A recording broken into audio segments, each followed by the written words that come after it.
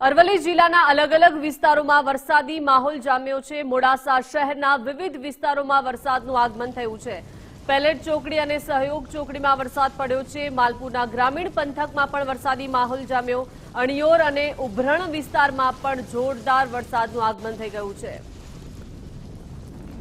તો માલપુરના ગ્રામીણ પંથકમાં વરસાદી માહોલ જામ્યો છે। અણિયોર અને ઉભરણ વિસ્તાર કે જ્યાં ધીમી ધારે વરસાદની શરૂઆત થઈ છે। અરવલ્લી જિલ્લામાં પણ હવે અલગ અલગ વિસ્તારોમાં વરસાદનું આગમન થઈ ગયું છે। મોડાસા શહેરના પણ વિવિધ વિસ્તારોમાં વરસાદ ખાબક્યો છે। પેલેટ ચોકડી અને સહયોગ ચોકડીમાં પણ વરસાદનું આગમન થઈ ગયું છે। ભારે ઉકળાટ અને બફારા બાદ વરસાદના આગમનથી લોકોને ગરમીમાંથી આંશિક રાહત મળી છે। તો સાથે સાથે વાવણી લાયક વરસાદ થવાથી ધરતીપુત્રો ખુશખુશાલ બન્યા છે। તો અનેક એવા વિસ્તારો છે જ્યાં ધીમી ધારે વરસાદની આજે સવારથી જ આગમન જોવા મળી રહ્યું છે। તો આ તરફ મેઘરજમાં સતત બીજા દિવસે વરસાદી માહોલ જામ્યો છે। મેઘરજ સહિત આસપાસના ગ્રામ્યમાં વરસાદ વરસ્યો છે, જ્યારે વાતાવરણમાં ઠંડક પ્રસરી છે। મેઘરજ તાલુકાના ખેડૂતોમાં ખુશીનો માહોલ છે।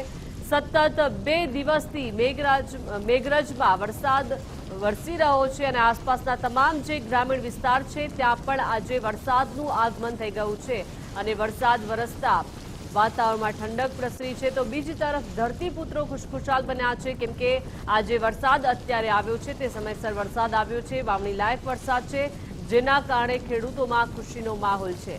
મેઘરજ તાલુકાના આ દ્રશ્યો છે। મેઘરજમાં સતત 2 દિવસથી મેઘો મંડરાયો છે। વાતાવરણમાં પલટો આવતા હવે વાતાવરણમાં ઠંડક પ્રસરી